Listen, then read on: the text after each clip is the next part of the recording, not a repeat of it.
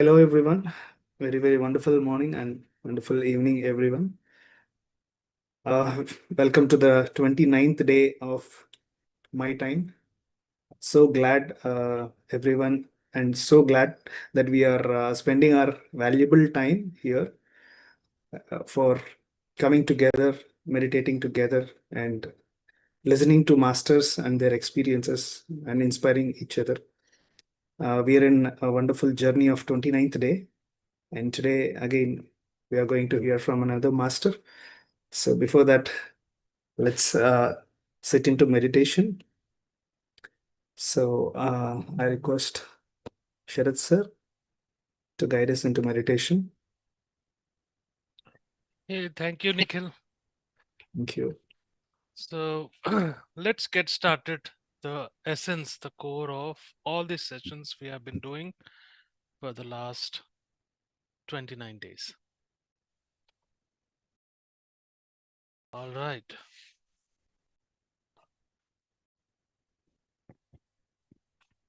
Okay. Please take out the specs. If you have any specs, take out. Let's go deeper into meditation today.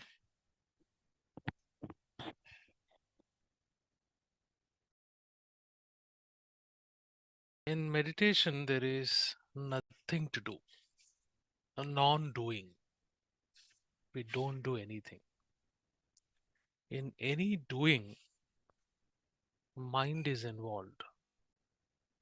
The very essence of meditation is trying to minimize the mind in a right way so that our true self is revealed.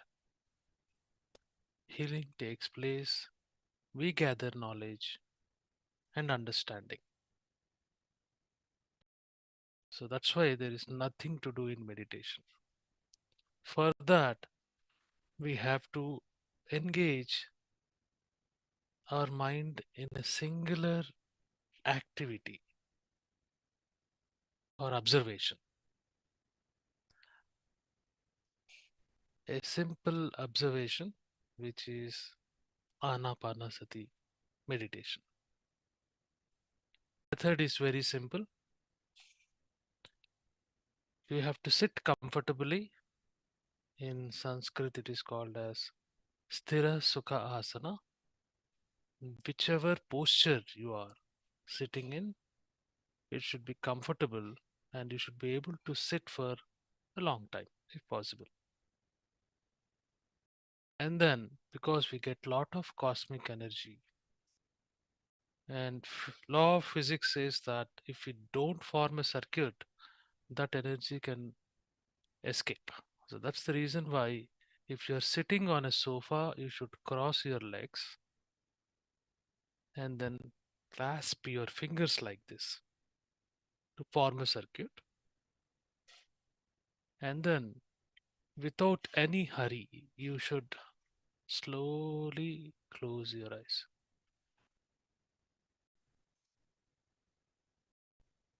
When you slowly close your eyes, you don't trap any light.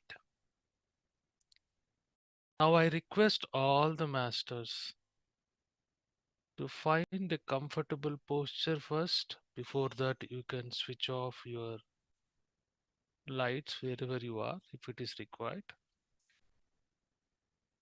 There is no urgent work to do at this point in time. There is nothing to think.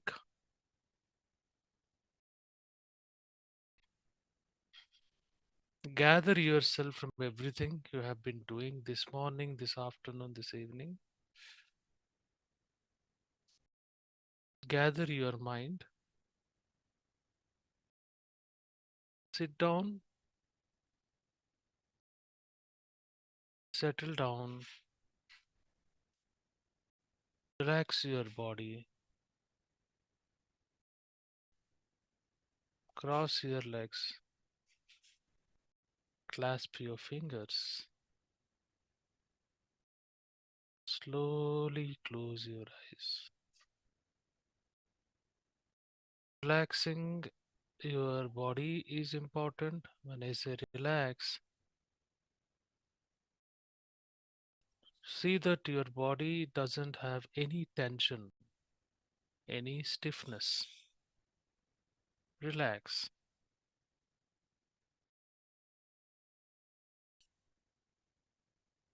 Take 5 seconds time, sincerely, seriously. The next 5 seconds time, just to observe your body from toe to head.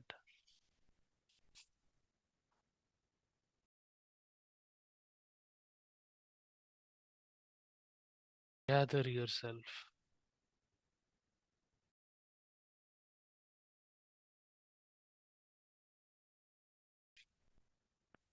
Now, as you observe your body, you will see the biggest sensation in your body is breath, movement of breath. It starts with inhalation, ends with exhalation.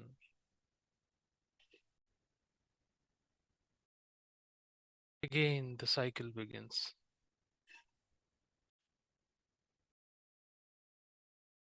If you are a regular meditator,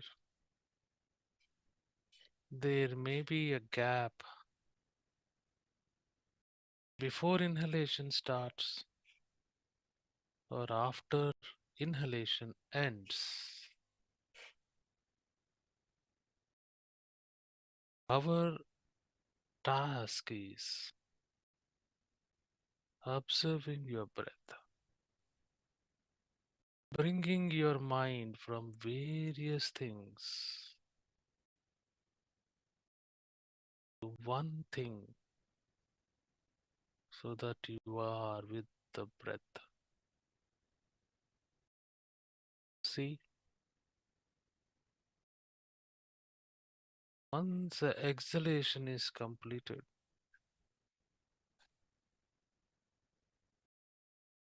inhalation starts on its own.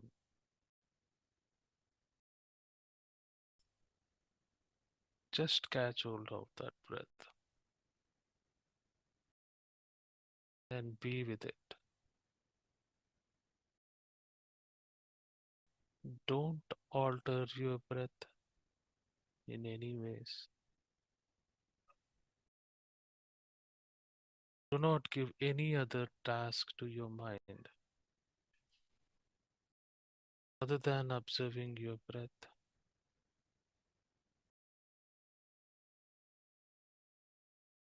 There are so many things happening in your physical surroundings. There are so many things are also happening within your consciousness, internal.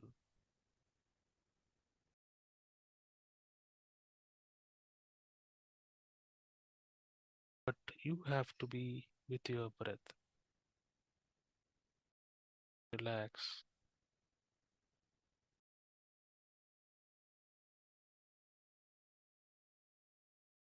Take 10 seconds. Sincerely, seriously, to be with your breath.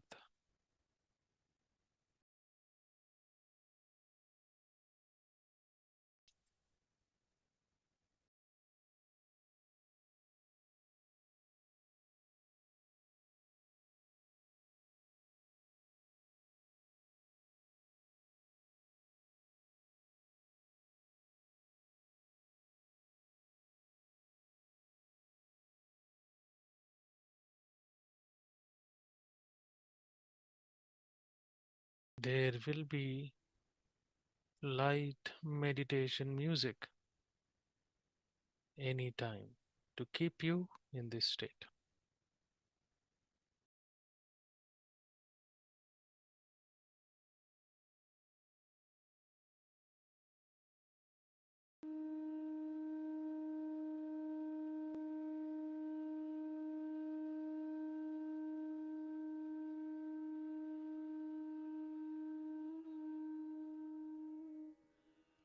Don't count your breath, masters.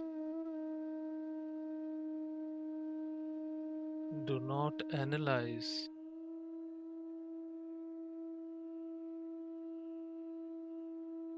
Do not pass judgments. No bad, good, and ugly. Just be with your breath.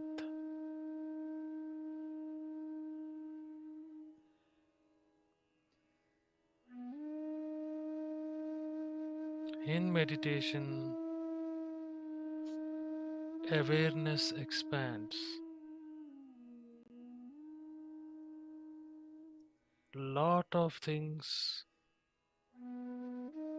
will come,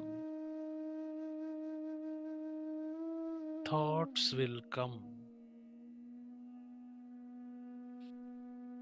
there will be sounds from the background.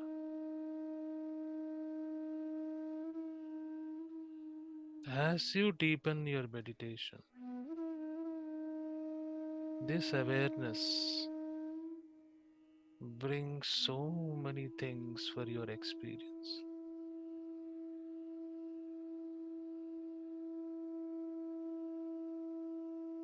But you have to be with your breath.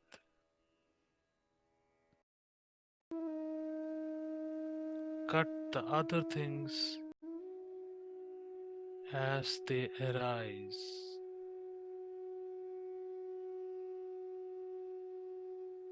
This way,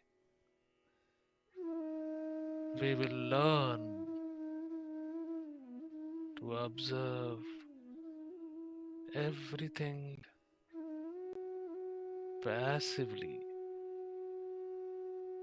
without indulging, without involvement. Be with your breath, masters.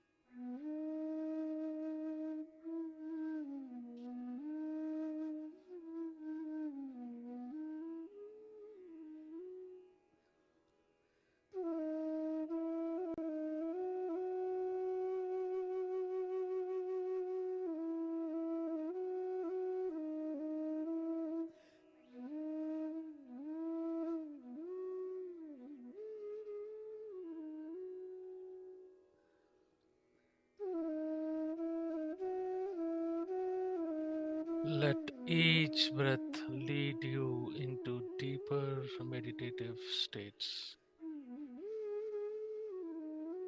Relax. Be with your breath.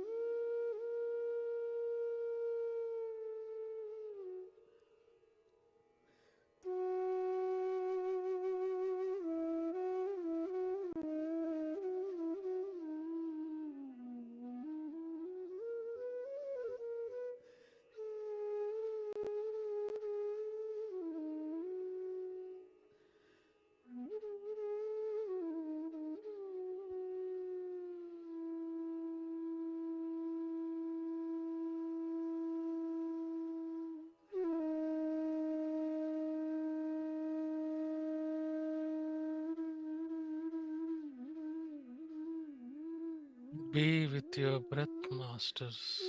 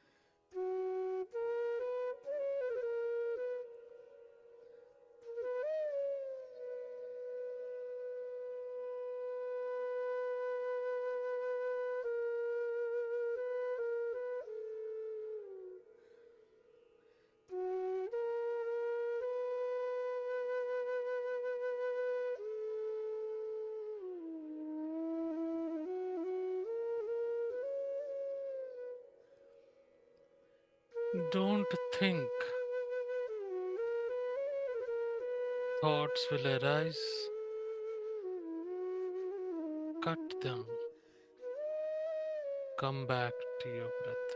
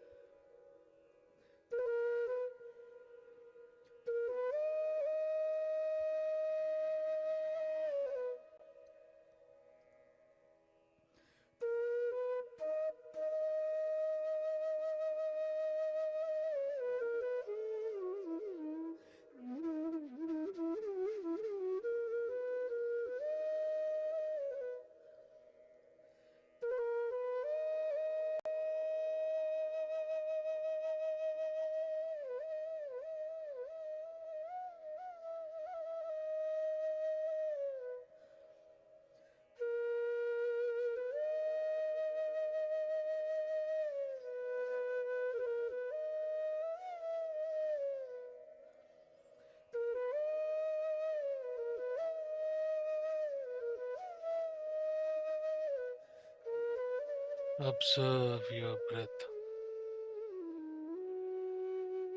Be with your breath. Flow with the breath.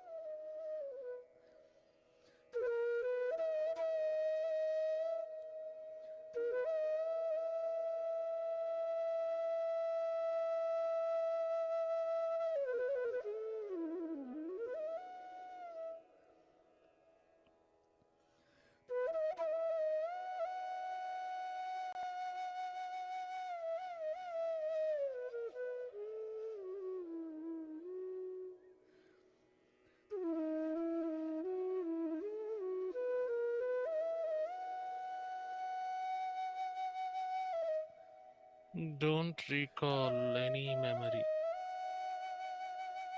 No past, no future. Just be with your breath.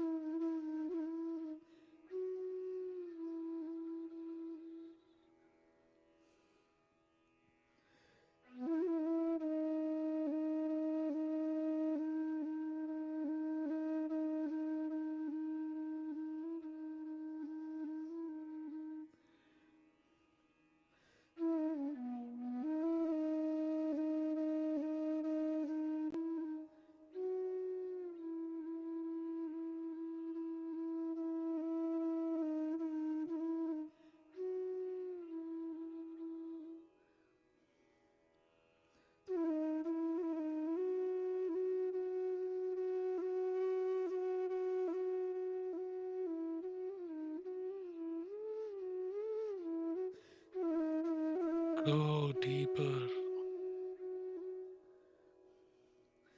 Be with your breath.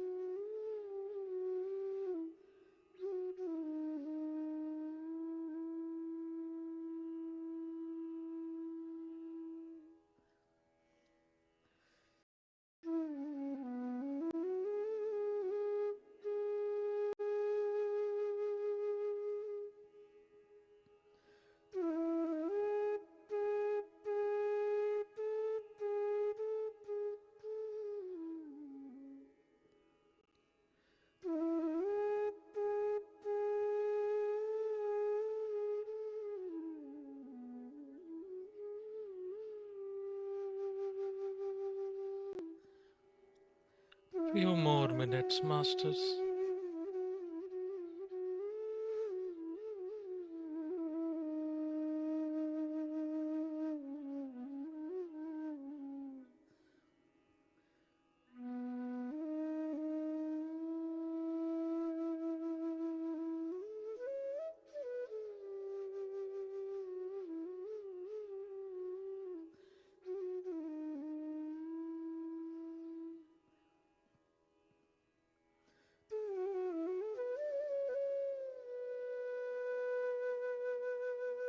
Three more minutes.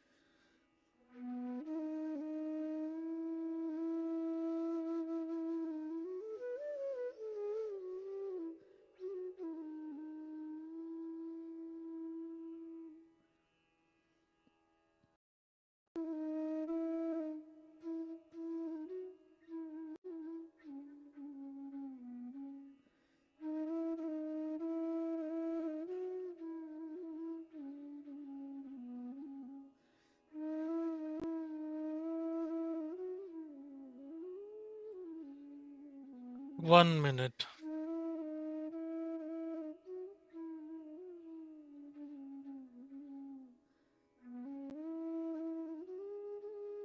Music will fade, please.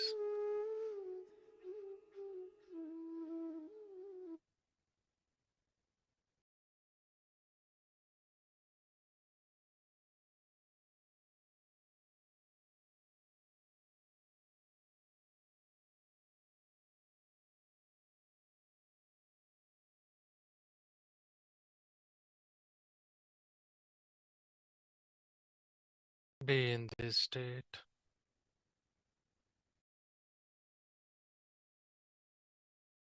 You can continue in this state.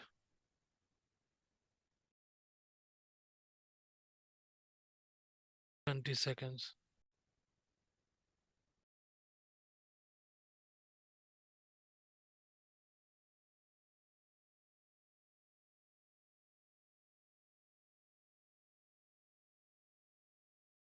10, 9, 8, 7, 6, 5, 4, 3, 2, 1. Rub your palms. Keep it on your eyelids.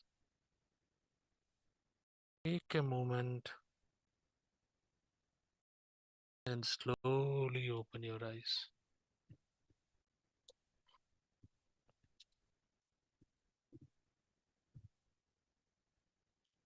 Masters, in meditation, your awareness expands, your consciousness expands. There are so many things which will come into your experience. It starts with out, from outside, but as you observe your breath, it will go inside, and many things will come into your experience, hitherto unknown. All those things needs to be ignored or passive observation. You have to be with your breath. That's how the awareness expands. Knowledge is gained. No judgment, no recall of any memory, no trying to understand understanding will come. Meditate daily, practice it, you will know. Thank you so much for meditating with me today. Over to you, Nikhil. Thank you. Thank you, Sharad sir. Thanks for guiding us such a beautiful way into meditation. It was very wonderful experience being in such a deep meditative state. Always deep meditative state is a great experience. Thank you for that. And coming to the next part of our session today. So today we have Shravya with us for sharing her experience, and she has been into meditation from 18 years and very great follower of Patriji and his teachings. And from past 1 year, she has started a Vidyan Foundation to specifically empower women. And she's also a women empowerment coach. And we see how important women play a important role in our lives. And now to empower them is a very much need in today's current scenario. And taking up that responsibility is really appreciative and inspiring. And let's hear today her experience, her journey, and how and what made her to take up this woman empowerment coach and Vidyan and all those things. Over to you, Shravya. Welcome. Thank you, Nikhil. Thank you, everyone here. First of all, my heartfelt pranamas to Guruji Patriji, PSSM. Today, we all are here because there is one platform which has connected all of us. And that one platform is PSSM and meditation. So, before we start anything in a day, we should be very much aware and very much grateful about our basis and our roots. So, as Nikhil ji has already introduced, it's been 18 years of my journey into PSSM, and before that, I have learned Reiki. It was only for, I'll just give a very short introduction about myself, how I have landed into meditation. So, the destiny has taken me to the classes of Reiki where they have they have taught about everything in spirituality. Could be higher bodies, chakras, astral masters, and healing, meditation.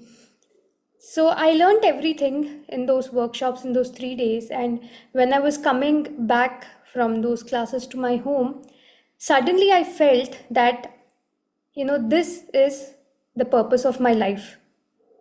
Spirituality and meditation is my purpose of life. Just over a blink of an eye, that was very clear. It was very clear. Once I came back, I started doing meditation, and the technique which is taught in Reiki, the meditation technique is quite different from ours, where you have to chant some mantras, and there is altogether a different procedure. After coming back, since I was only introduced to one meditation, I only knew one meditation then, I immediately started doing it. And just within 2 minutes of me doing that meditation, because of course, the past life practices of our meditation that we have, very easily, although the technique was different, I knew the way to go to deep inside me. And when I went within me, I heard a voice, don't do this meditation. First of all, I was little afraid that who's this person talking. I searched in the entire home, and at that point of time, only me and my mother was there. So my mother was busy working. Again, I came back, I sat in meditation. Again, I heard that voice. Then I thought, if this voice can speak, it can also listen. And then let me see if it can communicate back. So I asked it, if not this meditation, then what should I do? And the answer came, wait for 1.5 years. The right meditation will come searching to you. Now, this voice was very trustworthy, very trustworthy. Somehow I felt I can count on it. I did not knew it was at that time my inner voice or my intuition, but I knew it was some voice which I can absolutely bank upon. Just like how a child knows that with her mother, with his or her mother, it's very safe. So similarly, I knew that this inner voice was quite safe for me. And then immediately I stopped that meditation. And from there, I waited for 1.5 years. And I waited in such a way, not that I just forgot about it and then out of the blue something happened. Every day I used to check how many months are left, how many months are left, because I wanted to verify and validate something which I have heard, which I have never heard before. Will it really guide me to the path? And exactly in the last month of that 1.5 year, suppose if that 1.5 month is, it's getting over in February. Exactly in the month of February, I received a call from my aunt, my father's sister, elder sister, and she said, I heard that you have learned Reiki, some different, where there is a practice of meditation. Even I am doing something called as Ana-Pana-Sati Meditation. Then I was very interested. She asked me, tell me about that. I said, forget about this. You tell me, what have you learned? I'll tell my part later. And then she was explaining what is Ana-Pana-Sati meditation, how do you do it, how many days you have to do it, and who's the founder of that Ana-Pana-Sati meditation right now, who's running it, and about PSSM, about full moon, about the importance of 41 days of meditation. It was a long call of almost 1 hour. And the moment when she was explaining the procedure, clasp your hands, cross your feet, close your eyes and observe your breath, my inner said, yes, this is the right meditation, just go and do it. Then I said, let's end the call, I have to sit in meditation. After that, I started doing meditation on my own. It's very simple. We all know, right? The procedure is very simple. You don't actually need any guru. All you need is the information to do meditation, and that will guide you further. Then I sat in meditation, and it almost took me 2 weeks to make my body accustomed to meditation. Since it was a very young age, and also I was very bubbling child, so I never used to sit in one place, and even making myself sit in meditation for 15 minutes was quite a big time. So I just used to, it took me 15 days from there. And after 15 days, when the body agreed to sit every day for 15 minutes, the mind compromised. The moment I observed my breath, I saw that the third eye got opened. And from there, the remaining 30 days was an absolute bliss. I was experimenting as I experimented before. Okay, an inner voice said this is the meditation. Now it said this is the right meditation. My aunt said do it for 41 days so that you cross one phase of meditation. And then, so I started. That's it. No expectations, nothing. Simply do meditation because it's an inner call. In those 41 days, everything, every question I had, every doubt I had, everything got an answer. Being a very shy girl back at that time, I never used to even go to my parents or teachers to ask the questions, because somehow I felt they wouldn't respect those questions, or maybe they don't have the answers. So I always there was a question mark. Who will answer? What are the answers? And to all those questions, the answers came in my own meditation. Once the answer used to come, I used to knew this is right, and that very moment I used to follow it. Then I started seeing a change, that meditation is just not helping in that 15 minutes, but it's also reflecting outside. That means even when I am not doing meditation, I'm able to get and draw that guidance, and that is called as intuition. So after that 41 days of journey was over, that was the day when I would make a call whether I would continue this or not. So after 41 days of my journey, when I gathered all my experiences, one thing I understood is that in meditation, you get sheer guidance from your within. And that was a great example my own experiences were great example, not one, two, but there were many where I got absolute clarity, absolute guidance of what to do next. And when I have done them, I saw great progress in life, all in that 41 days of duration. So after that 41 days of duration, it was very easy for me to take a call of if to continue or not. And my decision was to continue, and continue till when? Till the last breath of my life. Most of the people, when they come in meditation, they come with an experimentation. Let's try, let's just figure out if this is working or not. And then some people continue, some people discontinue. So always that question, why are we into meditation, is very important. And for everybody, this why we meditate keeps changing. For example, for some people, the why is there is some core, there is some center, there is some anchor, and I want to be there, I want to experience it. For some people, it is to, they may say, I want to cleanse my mind. For some people, it could be the balance of emotions. For some people, they would say, I want to improve my lifestyle. Some people say, there is some truth, I want to find it. So for everybody, that why is different. For me, the why was inner guidance. I always wanted somebody to guide me exactly bang on to take the right decisions, because to do or not to do always becomes $1 million question. The whole life gets pissed off between this yes and no. Shall I do it or shall I leave it? Even after a person takes a decision, yes, there is a category of people who are satisfied. Okay, I've taken a decision, fine. And there is also a category of people where they say, I've taken a decision, but I am not still sure about it. So even after walking the path, still it becomes unsure. So for me, the very reason or the why I have come into meditation is intuition. And second thing, which is very, very important for everybody who is living, is purpose of life. This is often a term which is actually of very much of great relevance, but we always must check whether we are aligned with the purpose of our life. That alignment is very important. Every day I check, am I living my purpose of life? When I say it, I absolutely mean it.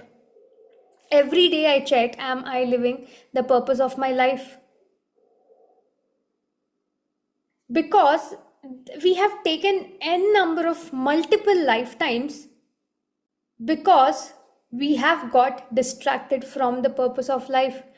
Came for one thing, done another thing. Came for one thing, taken another path. Every lifetime or most of the lifetimes it went in different paths. So therefore, for the soul, purpose of life is very important. For body, food is important, sleep is important.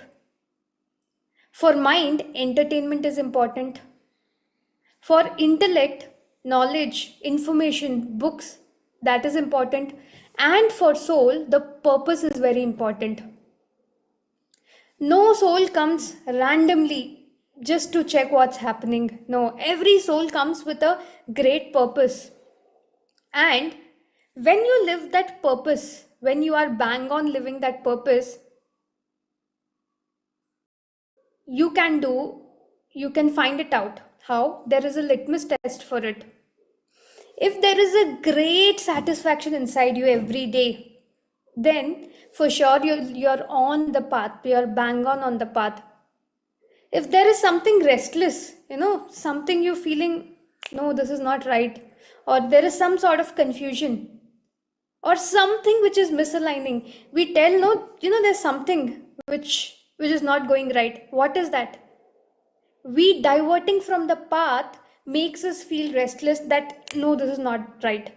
No, this is not the right person. No, this is not the right place. No, this is not the right project. But when you're bang on the path, you know it. Yes, I am in the right place. I am with the right people. executing the right projects. Why? Because your soul's blueprint, whatever is your soul's blueprint, you're absolutely living it. So here comes the role of intuition.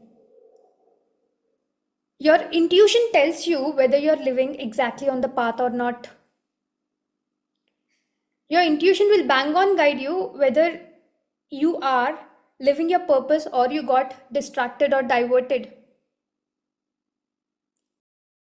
So two things which is very important in my life is intuition and the purpose of life.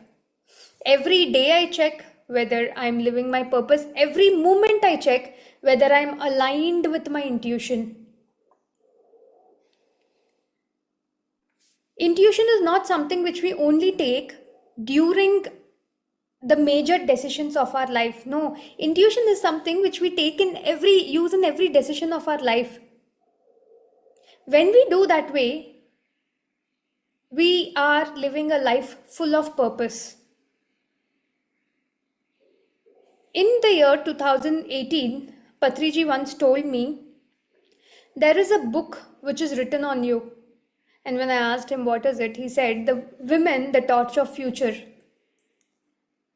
And I asked him, what does this mean? So he said, in future, you're going to guide crores of women, millions of women, billions of women into meditation. And that will happen to you, through you. At that time, I've taken it completely. But then I waited for the right time for the things to open up.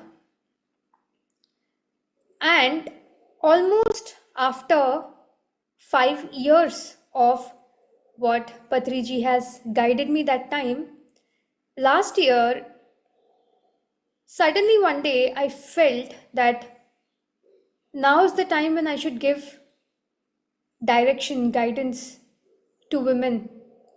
And then, sheerly based on the intuition, one day we started the Zoom sessions. We thought of taking it for a very small crowd of around 5 to 7 people. Within few days of 2 to 3 days, it went to hundreds. And then when I was meditating every day, that clarity, I started getting more that the purpose is to teach meditation to the women. Why especially to women? See, men, women, everybody are same. When we look from the perspective of soul, it's just experiencing in two different bodies. Like either, you living in India is one experience, you living in US another experience, you living in Canada is another experience, right? So experience differs. Similarly, soul is one. The experience of being in a male body is different and female body is different. But when it comes to my purpose of life is to spiritually empower all the 3.9 billion women on this earth through the practice of right meditation. So that is my purpose of life. And the moment I knew this was my purpose of life, immediately my target audience changed. Before it was the whole world. Then it became laser focused. Okay, it is the women. It doesn't mean that I will not guide men or, I won't teach meditation to them, but it is more like, your focus area becomes increased or, you become to the point. So what is important is first, finding the purpose of your life. Second, living it. Remember, if you have to score 100 out of 100 when it comes to purpose of your life and you have scored 99 out of 100, after vacating the body, nobody will give you an exception that, okay, you have scored 99, let us promote you. No, you have to come back to earth to finish that 100 out of 100, maybe for 1 point, but you have to come back. So it's important that we know about our purpose of life and we live it, we live that path and we complete it. For every soul that is important. Otherwise, why you and me are again born on the earth? Because there is some portion of syllabus which was not completed previously. Backlogs plus this life's new, new syllabus or new portion to complete, we are here. But when we do meditation, what happens in that fire of knowledge, in that fire of wisdom, all the past backlogs, that is all the karmas, gets burnt. So again, two things are very important. One is meditation, another thing is seva. Which seva? Spiritual seva, the highest. More or less everybody, even though they're meditators or non-meditators, everyone, all of us, we keep doing some or the other kind of charity, right? Charity is not something new to you, new to us. When after coming into meditation, certain things got, the concept of donation got introduced. No, we are used to it from our childhood. We would have seen our parents or the elders in the family donating either food or clothes or sponsoring to somebody's education, right? These all things keeps happening in every household, because it's basic that you donate, what you give you get, or you donate and your karma gets reduced. We know all these concepts. But then even after doing seva, why are we reborn? There are so many masters who have served a lot, maybe for themselves, for the immediate society, for the nation, for the world, yet they are back. Mother Teresa, a great example of service, right? How much service has she done? Yet she's again back in this lifetime. Why? Because service also, even in doing service, we must do the highest service. Whenever people do service, they do it from the heart. That means heart chakra, giving to somebody, taking care of people. It's all from here. But the spiritual service happens from here, from your sahasrara. That means you come into meditation, you have certain experiences, you have just realized, oh, meditation has changed, has got so much of change in me. The same change should come in everybody. So what should I do? And then you go out teaching meditation, or you participate in the activities where a lot of meditation is getting promoted, where it is going to new people, or you participate in vegetarian rallies, or you contribute your finances in pyramid construction, or you be a part of the literature through which spirituality is going everywhere. Some or the other way, you ensure spirituality, direct meditation, wisdom, spiritual literature, or through pyramids, it's reaching out to the world, because we know these things are the ultimate tools of service. So even in service, do the highest service. If you are that person who always does a lot of donation, then continue doing that donation, but now give it to the places where meditation is taught. You can either bifurcate in both or completely come into this path, because this is the only path which will give you liberation. This is the only path which gives the soul the ultimate enlightenment.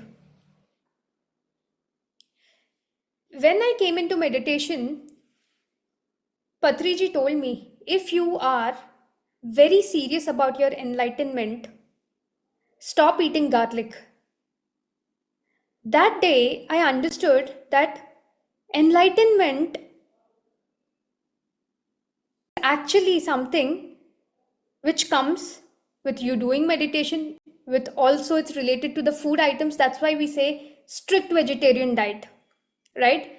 We say, okay, you're a non-vegetarian, fine. Start meditating and keep it in your mind that vegetarianism is the highest, and then the changes will happen. We completely recommend vegetarianism. We say, be a vegetarian. Then we say, no garlic, no mushroom, no microwave food. Because those are the things which has the influence, which has the capacity to influence a person divert into non-vegetarianism. Or even if you're a strict vegetarian, still if you consume garlic, mushroom, or microwave food, it will influence a person into tamasic way. But here we are in spirituality, we are here to go even beyond sattvic. We all want to go to the nirgun state. So the food item is very important. That's why for enlightenment, meditation is important, vegetarianism is important, and spiritual service is very important. We have to do meditation, we have to teach meditation. So Patriji, when he said, you are yet to become enlightened, if you want to become enlightened, these things, that day I realized, oh, I'm not yet enlightened. So you just come into meditation, you do meditation, that alone will not help you complete your journey. From that day, I was very serious. I was very serious in path of my meditation. I used to ensure I'm teaching meditation to everybody, whomever I'm coming across. Wherever there is a possibility, I used to participate in the rallies. Whatever funds I used to have, I used to donate. It was my prime thumb rule that whatever money is coming, whatever, in form of either my salary or before even I used to work, I used to take all pocket money from my parents. I used to ensure I used to take, and everything I used to donate. Wherever pyramid constructions used to come, I used to just convince my parents and I used to send money there. Why? Because our contribution should be there in the Loka Kalyanam activities. That is the way that you get enlightened, and that is the way that others get enlightened. So every possible way of service, I always took it up. And those after that, after Patriji said that statement, you're not yet enlightened, the next 10 years I have worked like anything. And my goal was only to become enlightened. Now you ask me what is your goal, I'll say to empower all the 3.9 billion women on earth. I want to bring everybody into meditation. But that time, if you would have asked me what is your goal, my goal was to become enlightened, to become self-realized, to come absolutely out of every kind of suffering. And exactly in 10 years, I achieved it. One day in Pyramid Valley, when me, my Guruji, Patriji, and some other people were sitting, Patriji said, meet this great master. She's already enlightened. She's in the second phase of enlightenment, that is, enlightenment after enlightenment. And that day I was like, oh my God, it took me 10 years to achieve it. So, will just meditation help you? Of course, it will help you. But along with meditation, the fastest way to get enlightened is through spiritual service. Only by meditating, if it will take you 100 years to get enlightened, with meditation, with spiritual service, your path becomes very fast. Your goal reaches very fast. I'm in Bangalore, I want to go to Delhi. I can go via walk, via road, via train, via flight. Which is the fastest? Flight. It reduces the time and it has a cost to pay. So here, to get enlightened quickly, the cost you pay is your time, your energy. Invested where? In spiritual service. People have trackers, right? I want to do this, I want to drink 2 liters of water, I want to go to gym, I want to this. Tracker is never ending. I have a tracker. First thing is, teach meditation to a new person today, and every day I ensure I check it. Every day. First, when I started, it was very difficult, always to find new people. My focus is like, once you find new people, teach, go. But then I started finding new people because I want to take it to them. And that is also not anybody, it's only for women for me. So every day I ensure I meet a new woman, I teach meditation to her. That's the first thing in my tracker. Second thing, reading books. Reading at least 10 pages every day of a spiritual book. Why? Because it fine-tunes my enlightenment. And then comes any other things. So, please ensure that you find the right path. I'm sure you all have already found the right path. That's why you all are here. Find your purpose and live your purpose. And your intuition will guide you to live bang on apt with your purpose of life. Thank you very much, Masters. Yes, Nikhil. Thank you, Shravya, for wonderful sharing. I have a question here. So, in your journey, meditation journey, even after getting into meditation, you didn't immediately realize, or you didn't get the intuition to, start this woman empowerment. right? Over a period of time, you got with your sadhana, you got this intuition developed, and you found it. And you might have gone through these different stages of your, changing of your goal, all those things. So this happens to every youngster, especially. So to take the decision of their career, or it may be. So how meditation helped you to fine tune your intuition, or to listen to your intuition that yes, this is my way. Because a lot of times for us, even when we get the intuition, we get confused, because is it intuition speaking or the intellect speaking? We get this distraction, or there's some kind of confusion. So how you got this clarity, so that would help so many of us. Yeah. So, first thing is, when you are, I'm just hearing my resound. Okay. Yeah. So, the first thing is, see, always remember the purpose of life doesn't unfold if you're in the step A. The last Z will never get unfolded to you. When you're in A, B will get unfolded. When you're in B, C will get unfolded. When you're in C, D will get unfolded. So it took me this 18 years of journey or 17 years of journey for the Vidhyan to get opened. Because when I'm first talking about my experience, if on the day one, if I would have knew that okay, empowering women is, my absolute one-pointed purpose of life, then at that point of time, I was not as enlightened as I am now, right? When you come, you don't have clarity on many things.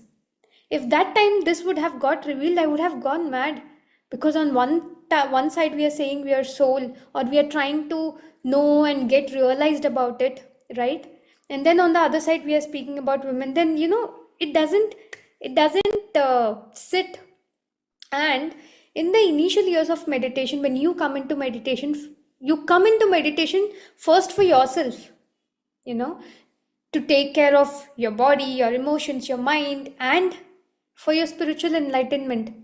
As I said, the first thing which was very important for me was to get guidance. I was getting it. Then what next? I came to know I'm not enlightened. I started working towards it. So, in the last 16 years or 17 years of my spiritual journey, it took me that much time for me to become realized, for me to become enlightened, for me to become aware, and to me to work on myself. Initially, there was suffering in my life. Something happens and then you actually get shaken. Some death happens and you are like, why did this happen? So many confusions, right? So it took me these many years to understand a lot of concepts of spirituality, which will first basically make your foundation right. So to make my foundation strong, it took me almost 16 to 17 years. And after that, after you come into that stage, next thing gets opened. And after few years, next thing will get opened, then next thing will get opened. So on the first time, always the end thing will never be shown to you. That is one thing. And your second question was how to make a difference between your intuition or the thought, whether it's coming from mind or from soul, right? So first thing is, intuition is something which directly comes from the soul, and thought is something which comes from the mind. Okay, so now how do you make a difference?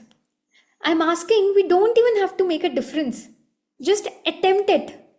You get something. You know what I do? I keep here absolutely free. The mind, I never allow my mind to say, do this or not do this. No. What I do, I get something, I implement it. Okay, I'll give you a very simple example. Once, what happened in my house, I have a house help, I have a maid. So she takes care of most of the things at home. So after she washes all the clothes and she puts it back and she leaves. So whenever I fold the clothes, so I have this habit of collecting a lot of jackets. I really like it. So one day when I was taking one jacket and when I was folding it, I just felt, you know what, this has to be given to my house help. Maybe she needs it or she'll give it to somebody. Then I was like, okay, fine. I kept it inside. Let me give it when she comes. It's hardly that we meet. Then again, second time, when I was folding that, I was getting that thought. I was like, okay, I'll give it immediately next time when I meet. Almost I got this thought for 10 times that one day what happened, I just kept it aside and I was waiting for her to come. After she came, I handed it over to her. Then immediately she said, you know what? I really liked it and I was waiting for it. I wanted to give it to my daughter. Then I was like, oh, okay. This is not intuition. This is her thought which got absorbed in that, particular object. What happens when you meditate more, you become more sensitive to the energies that everything around, whatever is going around the object, also you can read it. So then I understood, okay, that day was a great enlightening day for me because I understood, okay, there are two things. One is you receive something from your soul and something, that object is carrying some thoughts, could be yours, could be others, could be anybody's. So I understood, oh, okay, these are the two things. Then after that, I started making a lot of experiments. Whenever I used to feel anything, I used to give it enough wait time to see, not too much, but at least a good enough wait time to see whether it's coming from my soul or it's coming from, others' thoughts. But then the point is, after a lot of experiences, I understood either it's coming from your mind's thought or others' mind's thought or intuition, execute it as far as it's not harming you or others. See, me giving that jacket or me giving a thing to other, it's finally a good thing only, right? So it has not harmed me, it has not harmed her. So anything around it, I can execute it. So what happens when you keep executing whatever you get? You get an experience out of it, and over the period of time you get a clear clarity what is from here, from your soul, and what is from others. But even for that, if we question, if it's coming from here or there, how do I do? No, execute. Maybe after 100 experiences you will know what is coming from the soul and what is coming from others' thoughts. Not maybe, you will get it. I used to have this question underlined, whether it's coming from my mind, for me it was my mind, others' mind, and also my intuition. Because very easily I can read the thoughts of others. So it was even a great confusion for me. So, these three things always used to linger. But then when I started just implementing all the things, then within due course of time, I understood how it feels when you get an intuition of your own, and how it feels when it is external thoughts, and how it you feel when it comes from the desires of your mind. So experiment, do execute everything, and one thing you have to make sure, it's not harming others and it is absolutely in the path of ahimsa. That's it. Wonderful. Wonderful question. Yeah, sorry, who is that? Did anyone ask some question? Okay. So, as you said, Shravya, intuition and the development of this intuition, it develops over a period of time along with us, along with our growth. So initially, I also, when you are saying that your experience, I related with my experience earlier. When I came to meditation, my intuition or my goal was different. And over a period of time, with my journey of experiences that I faced in my life, it completely changed and it evolved. Even our intuition gets evolved with along with us. So first thing is like whatever we get, we try it out, and we experience from that experience again. We learn something else. So even our intuition gets developed and becomes much more stronger. And as you said, when you practice much more meditation, it will be much more clearer. Even we don't need to try it. We will be very sure that yes, this is intuition. We have to go it. So that was a more, wonderful experience. And another question is like how you got to know, like, yes, this is, women empowerment is the one. And what made you, feel like that? Why only Vidyan? And tell something about Vidyan. Yeah. So, answering the first question, So, firstly, what is Vidyan? So, Vidyan is a sub-body of PSSM, like how we have Pyramid Valley, how we have PMC. There are different sub-bodies in PSSM. So, similarly, Vidyan is also a sub-body in PSSM where specifically we ensure that we teach meditation to women, and basically it is for the spiritual empowerment of women. When a woman comes into meditation, it is very easy for the entire family to come into meditation. You know, when a man comes into meditation, he may or may not be able to, bring his family or others, but it comes very naturally to women that when they come into meditation, her entire immediate family first comes into meditation, and then, the next circle. Why? First prime reason is the food, because women are the prime what do you call, the owners of taking care of the well-being of the family, especially when it comes to the food department, right? They take care of the cooking, they take care of the serving, they take care of the entire food system of the family. So they actually say that for the entire house, the energy mission or the energy powerhouse actually comes from kitchen. So women being the caretakers of that, it becomes, when a woman comes into meditation and with that enhanced energies, with the clarity of her wisdom, and when she becomes enlightened, or in that process of enlightenment, every day her energy keeps getting increased. With that energy, when she cooks and when that food people eat, very naturally things change from others within. And to explain this, I'll tell you a very small story very quickly. So during, we all know the great epic story of Ramayana, right? And during that time, during that story of Ramayana, actually Ravana kidnaps Sita Devi and he takes her to the Lanka.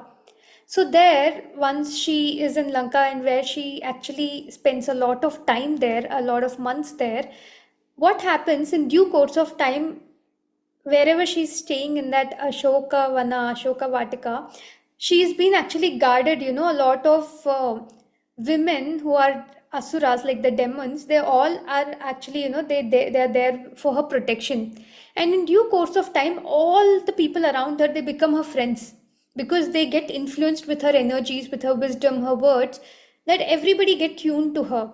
And in due course of time, the wife of Ravana, Mandodari, also, she gets very much impressed and influenced, right influenced, by Sita Devi. So one day when Sita Devi, when she'll sit there, all people will come to her just to talk. And at that time, they'll be having their food. In their plate, what will be there? Raw brinjals, raw potato, raw, everything is raw. Then Sita Devi looks at it and she asks, "What are you eating?" And they say, "Yeah, this is our food. We are very much, we enjoy it." Then she says, "No doubt you all are like this, because the food that you are eating have a direct impact on the person's, inner state." And then she takes some herbs from the trees and she just sprinkles on their food, and the complete taste of the food changes. And then she explains to them the importance of the sattvic cooking, where no, you shouldn't use certain ingredients, like how we have no garlic, no mushroom, no microwave, strict vegetarian food. That way she explains certain principles of sattvic cooking, and she says everybody should eat hot, should eat freshly prepared food, and she gives certain guidelines. Then Mandodari, the wife of Ravana, she hears everything and she gets highly inspired. She decides then, okay, then we should change the style of cooking. Immediately that day for lunch, she prepares exactly like how Sita Devi guides her. And she serves it to everybody. The moment people started, in that Lanka, when they smell that food, they actually felt very joyful and they wanted to eat. And at that time, Ravana's mother stops her and she says, "You tried with so many ways to change my son's heart towards Dharma. And when he's not listening, you actually found the way of sattvic cooking. Because when you cook it, the changes will come from the internal.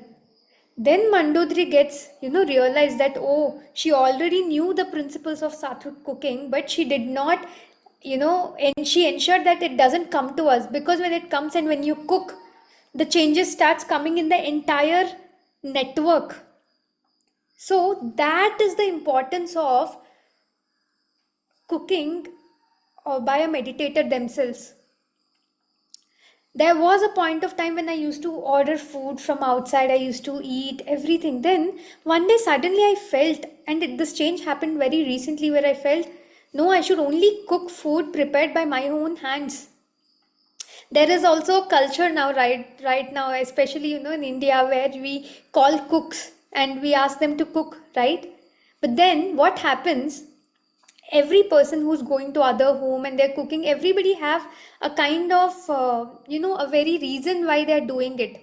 It's not by great choice that they're cooking, but for their earning they're doing it, right? So what happens when they come and when they cook, the kind of state in which they are, that entire thing reflects in the cooking. And as a meditator, when we consume, slowly those their emotions, their thought patterns, it starts bringing a change within us. All people who are very close to Patriji, who have lived with Patriji, they all know sir used to ensure that he used to cook and he used to serve to everybody. Why? That is one of the quickest ways where he can also pass his energies, his enlightenment through food, because that will directly change your inner systems. So from past many months in this year, one thing I have started is no outside food. If I, it's only the home prepared food or food which is prepared by my hands, or the immediate family members, or when you go out to a meditator's home, it's basically a pyramid masters, because it has a high influence on your internal system. And believe me, I have seen lot of changes after it. So coming to the point, why women, why Vidyan is, when a woman changes, very easily every person around them, the family members, the immediate society, they change. Just not because of her mere words, but because of her presence, because of her cooking. And also in the due course of time, when we see, you really don't hear the word men empowerment, because men are already empowered because of the various reasons. Now more and more the women needs empowerment. And if you see, most in, especially in the cities like Bangalore, Mumbai, all these places, women are already very much empowered. But people who are living under what do you call, under the hood of their father, husband, or son, all of them have to come out on their own. And the best way for a woman to become really empowered is through self empowerment, that is through meditation. So we don't go out and teach, any other thing to women except meditation, because when you meditate, you actually get that power within you get awakens, and through that the whole life of hers and her family, and thus the society changes. So that's why Vidyan is born. And through Vidyan, as I said, it is surely on the spiritual women empowerment, where every woman starts taking her own decisions. If I want to take a decision today, I don't have to ask anybody. It's not because nobody, people around me don't expect it. No, it's because I have designed my life in a way that if I want to take a decision, I will be the sole proprietor of it. Yes, for guidance, I may ask people around me, but final decision will be mine. Right? And when I'm a meditator, additionally, when I know meditation, I can exactly know which decision to take, which decision I have to take that aligns with the blueprint of my soul. And thus, every woman has to live like this. That is called as real spiritual women empowerment. And Vidyan is here to establish that change and that transformation in this world. Yeah. Lovely. So, when you said about women empowerment and the experience that you have been saying, once a woman in a family changes, a lot of changes happens. I practically experience it in my family, and also, I see so many people who have transformed into meditation. When we focus firstly on to women, and we don't need to teach meditation to any of others in their family. We see a lot of changes slowly picking up in their family again. I've practically seen so many people changing like that. And when you were saying, I could relate that. So even in my family, first my mother came into meditation, and later on everything changed. And we ourselves have seen a lot of changes in her, and then came into meditation. So that's a great experience that you have shared. And when you're even saying that a lot of women only, why only women need, is because a lot of scenarios I have seen that they are feeling that they are not being given that freedom of taking decision. So in families we see always male dominant society right now. So even though they have that capability and energy to hold the family, but they are still in the myth of that situations where they feel that they are not empowered, or they are not having that freedom to take their own decisions. So once they know that the decision and the power is within themselves through meditation, and that can change a lot of things in their family. So and great and wonderful, Shravya, for taking this decision and being in this journey. So yeah, we have some questions from the participants. Yes, Dana. Hi, Shravya. Uh, Good morning. Hello, sir. I'm from Chennai. So great to hear your words, man. So practical and it is so touching. I have two questions. First question is, I'm doing regular practice of meditation and Svadhyaya, Sajna Sangatya, but still getting pampered by parents, family. Why? And second question is, what is your opinion about money? Sometimes I crave for money for no reason. So these two questions running for a long time for me in my journey. Can you clarify on your first question? Yeah, first question, I'm following this meditation practice, but still the people around start to give a judgments, criticize who are close to me. And second question is about money. So importance of money. Yes. So, answering your first question, it is very common that when one person in the family, when they come into meditation, there will be judgments. That is for very obvious reasons it happens, because meditation is a huge change. It just doesn't change your family or the generations, but it also affects the soul life cycles of that particular person and around him. So when you're doing something very transformative, we cannot expect that people will say, hey, do a time with you. It happens rarely. Or, generically, if you ask, I don't think so. First, when a person comes into meditation, he has to do a lot of meditation, then he has to prove, he has to show, then people will be like, okay, whatever they're done, okay, it's something right. Because it's the hard old mindsets, right, which is following. When I came into meditation, every day I remember my parents used to say, why are you meditating? And it was the exams, the board exams time. So they used to every day tell me, don't sit in meditation now. It's not for this age, it's for the old age. It's when you have nothing to do in life and then you do meditation. Every day they used to tell me, every day I used to say, okay, and exactly at night, 10 o'clock, I used to come and sit in meditation because uh, I used to feel maybe that time was the right time. So every day they used to scold, don't do. I was like, okay. And I used to come in front of their eyes, I used to sit in meditation. So, first of all, when you're in the path of meditation, when you're trying something, or you're in the path for many years, others things should not bother you. You should be very thick skinned to that, right? Only then it becomes very easy for you to go forward in this meditation. Remember, we are not here to convince anybody. When the conflict comes, when anyone says anything and you're like, no, I have to prove them, just forget about others. Everybody is in their soul's path, in their own path. They may come in this lifetime or next lifetime, just leave it. All you need to take care is of your soul's journey. So if others are not convinced, or they are passing any comments or anything, just ignore. Ignore. You have done meditation from so many days. I'm sure you would have had your experiences, right? Just see those experiences. What counts ultimately is one thing, please remember, once we vacate the body and we go to the, before going to the higher worlds, there's something called as council.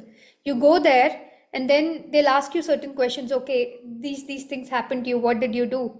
And at that time, if you say, I was meditating but my family members were not supporting and I really felt bad, there they will all look at it as a drama, big drama. Things which are actually greatly bothers us here, it doesn't bother there. And we are not bodies, we are not minds, we are soul. Every moment when we remember or when we are in that realization we are souls, those things will not even touch us. So it's not on something then we have to work more on ourselves, that okay, I am the soul, then whatever they're saying doesn't concern me. Just move on, be thick skinned. Okay. And second thing about money. Yes, money is a great energy and it is very much important. See, when I came into meditation and when that time of decision making of it, whether going to job or staying back was there, I really wanted to do a lot of dhyana prachara. And I saw that, okay, if I join the job now, there won't be, I will not have time. Time is very important for all of us to do any kind of activity, right? Then I didn't want it to get compromised. But someone rightly gave me an advice at that time, it will earn your independence. Money earns you independence, right? Money is a great energy if you ask me. You should, at least as a spiritual seeker, you should ensure the basics are very much covered.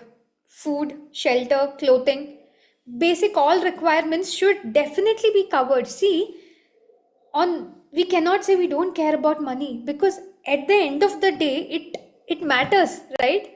Even to run a Zoom session, you need to pay money. You need to pay money to the Zoom, right? So to do Dhyana Prachara, that is a mean. So we cannot ignore it. First of all, ensure at least the basics are well covered. Until then, you tell your mind, okay, I have to cover the basics. I have to earn money because I have to eat my food. I have to take care of my family, and I have to do, if I have to sit right now in meditation, there are certain other responsibilities which I have to take care. And for that, money is needed. We cannot say money is not needed, it is needed. To even conduct a meditation session, we need money, right? 15 people are coming to your home, you have to feed them water, basics, right? Then you have to participate in vegetarian rallies, you need to have that quotations, you need to print, you need to have money. You want to construct a pyramid, you are a great visionary, you want to construct a pyramid. How about money? We need it, right? See, it is not the primary thing. Never keep money before spirituality, but at least ensure that money doesn't come on the way of spirituality. You don't have money in your pocket and you sit in meditation, more than 50% of your energy will be dragged with that one thought, what next? That's why I'm saying take care of the basics. Okay, basically I have a home to stay, I have enough food, I have shelter. Okay, that much money is taken care. Rest, it is your call whether you want to be inclined towards earning of money or you want to give more time towards spirituality. That's your call. That's absolutely your call. Yeah, so that is what I would like to say. Thank you, Yes. Shravya. Thank you, Dana. Wonderful. Thank you. Thanks for raising this question, Dana, because adding to what Dana was asking, I also face this, especially in our study in PSSM. People feel that whenever we are doing some kind of sort of activities outside, expecting money is something wrong. But we have to remove that notation that money is wrong. Money is an energy, it has to flow. If it gets stagnant somewhere, then that is a problem. When you work only for money, it's a problem. But if you work for your intuition, and money is a byproduct, it should be like that. If you work only for money, then it's a problem. Right. So you should not stuck in that flow. Money has to flow as a energy. So that is what I personally feel. And Shravya, adding to this question, one more question from my end. So when you started your career as a coach, uh, you have to go outside and take sessions, and you might be taking sessions for paid sessions.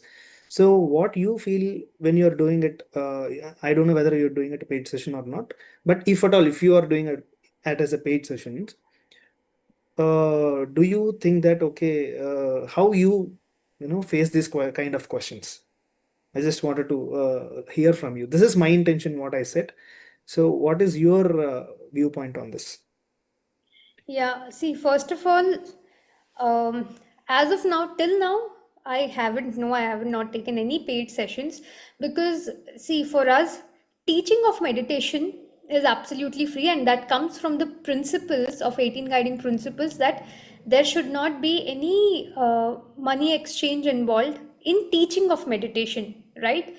So, when you're teaching meditation to a person, as far as how much ever is my knowledge and wisdom considered is there, we don't take money for that because it is something we are guiding people in the path of enlightenment. But after that meditation you have taught, okay, and if people need further guidance or anything, for that, if you are asking, can I take money for guiding or for counseling, it goes absolutely for a personal choice, and that would not invade any of the principles, right? Like if you have a capability of counseling others, okay, you can really help them, but now your time is very much valuable in that, and now you are in a dilemma, can I take money for this or not? So for that, those kind of things, it's a personal choice. Either you can give it for free or you can take paid sessions for that. That's absolutely your choice.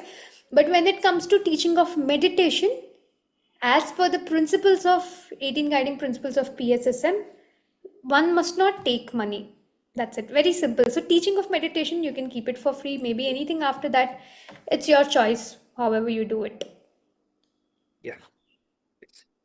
And we have one more question from Rama Mailapur. I want to be part of Vidhyan meditation. How is it possible to be part of this group? You already answered. Yeah, thank you. My WhatsApp number. Yeah, any other questions from the participants? You can raise your hands.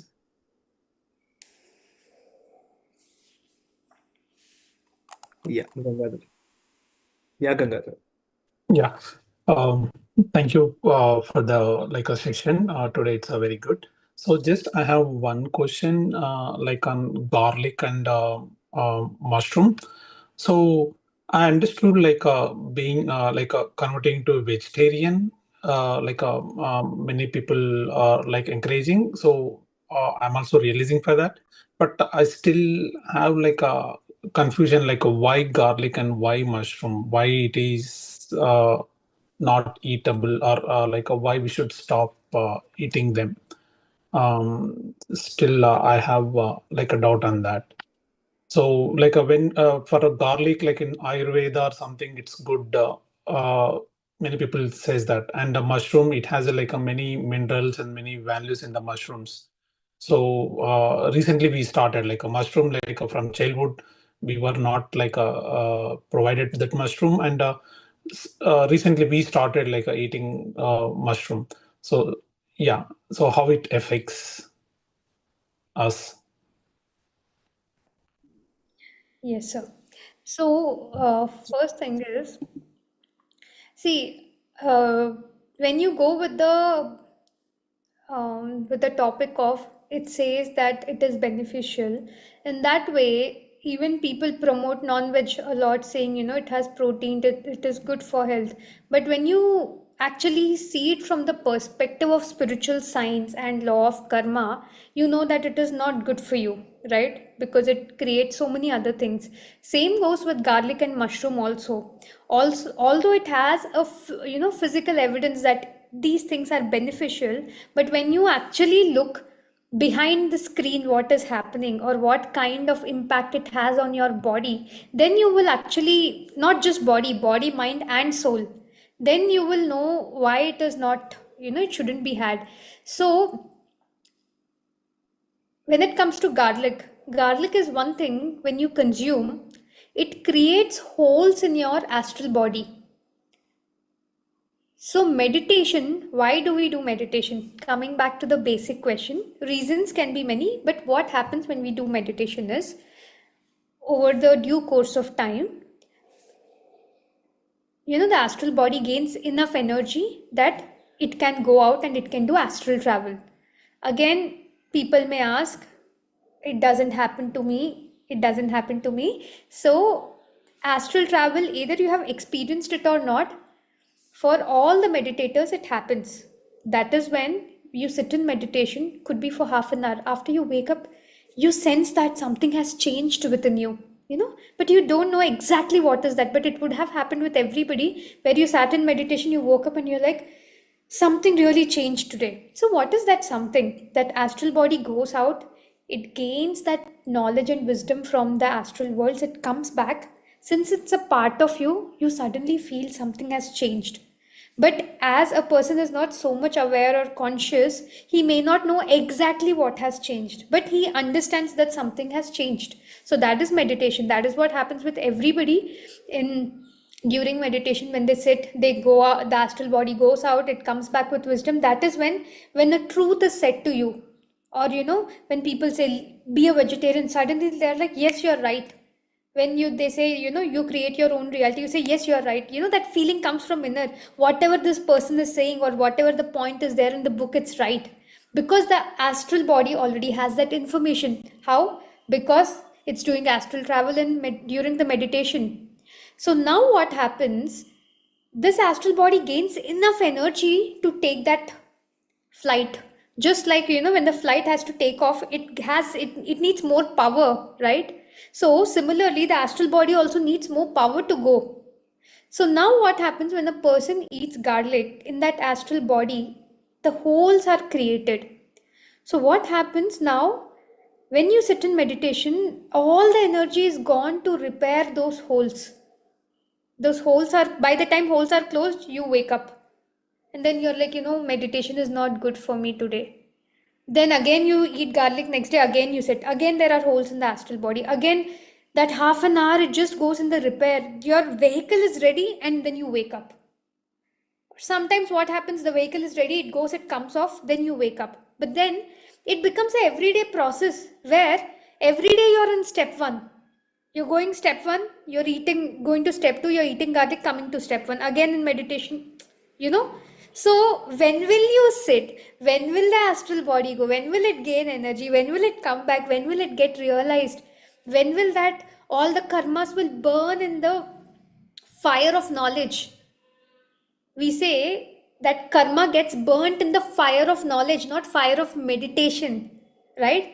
So in order for us to become knowledgeable, that astral body has to get that information. In order to get that information, it has to go. In order to go, it needs energy. And if you eat garlic, that energy keeps getting depleted. So the moment you decide, okay, I'm not going to eat garlic, that decision, when you make it, what happens? That very moment, the body gets set. That's why Patriji told me, if you want to become enlightened, don't eat garlic. Because when I stop eating garlic, the astral body is ready to go take knowledge, come back. And in that knowledge, all the karmas gets burnt and hence I get enlightened, right? So that's why no garlic. It may physically show a lot of benefits, but actually it is harming your spiritual growth. Physically, yes, it has this, that, but actually in reality, it's causing a great harm. Coming to mushrooms, it doesn't have the green pigment inside it. So it doesn't have life inside it. Why do we eat food? Because it has prana shakti. When we eat it, that prana shakti increases in us, right? It actually gives us fuel to go further.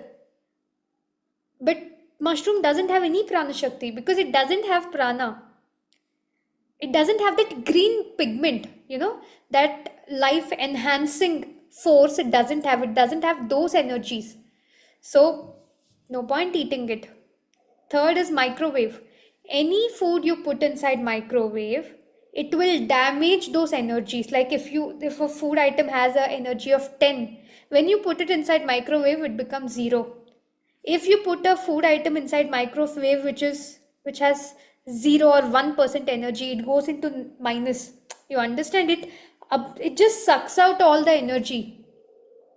So, before when I used to go to any place where people used to, even though it's completely vegetarian, but if they put it inside microwave and they take, the energies are gone, and that gone energies, when it goes inside your system, it disturbs you like anything. Again, you have to gain back your energies through meditation. That's why these three things are very strict no's. So when you know the science behind it, it becomes more easy for you to follow it. Thank you. And there are Yeah, lakhs adding, of people following it already. Yep. Yes, sir. Thank yeah, adding to what Kavya said, garlic, what it does in very simple terms, Gangadhar. So when you are doing the practice of meditation, you are developing the spiritual energy within yourself. You listen to so many concepts and you start implementing it in your life, and there are a lot of changes happening in your life, right? You need a lot of spiritual energy for that. Taking garlic, what will happen will make you more rajasic, or tamasic qualities are there for that. So you will not feel like, what you will be listening so many things, you will be practicing meditation, as Shravya was saying, you will be doing everything, but still you will not find that spiritual energy growing within you, and you will feel like, "Arey, I can't do it," and you feel like a little demotivated or something. Yes, of course, garlic is good for physical body, but along Okay. with physical body, we are other bodies also. We are spiritual body, we are emotional body, we have different other bodies. So Okay. everything has to be spiritually. Okay. So taking garlic is something like a stopping force for us. It should Okay. not be a force. Yeah. Okay. And other foods like microwave or and the mushroom, it is equal to a dead food. There is no prana in it. Every food carries some prana in it, prana shakti. When you take it, it will get integrated with your body. And when you keep it in the microwave, what will happen? That waves will make that prana dead, and it will be equal to a dead food. So that is why we say not to, we don't recommend to eat those kind of foods. Yeah. Preeta.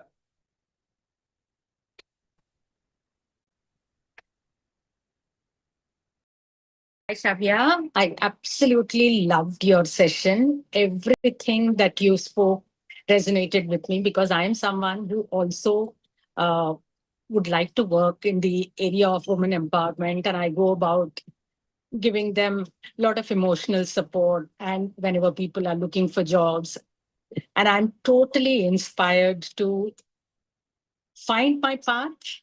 Thank you so much for that. That's wonderful, ma'am. Thank you. Thank you And for. I'm already following you on Insta, and I would love to be part of Vidyan, as Rama already said. Sure. Thank you. Thank you. Just connect with me over WhatsApp, and I would Sure, love to. I will. I will. Well, Thank you. thank you, Preeta ma'am. Thank you. I think there are some other person who wanted to contact you. I think you have shared the number. You can contact Shravya so that you can be part of Vidyan. Yes. Any other questions from the participants? No other questions, we can close. Yeah. Thank you. Thank you, everyone. Thank you so much, Shravya, for giving your valuable time and sharing your experiences. Thank you so much. Thank you so much. Thank you, Nikhil. I really loved coming here and sharing my experience. Actually, I'm not an early morning person, but I really liked the change today. The start of the day, if it is with meditation and with empowerment, spiritual empowerment, it always something it's really appreciated. So thank you so much for the opportunity. Thank you. Thank you so much, Shravya. Thank you. Thank you, guys. Have a nice day. Bye.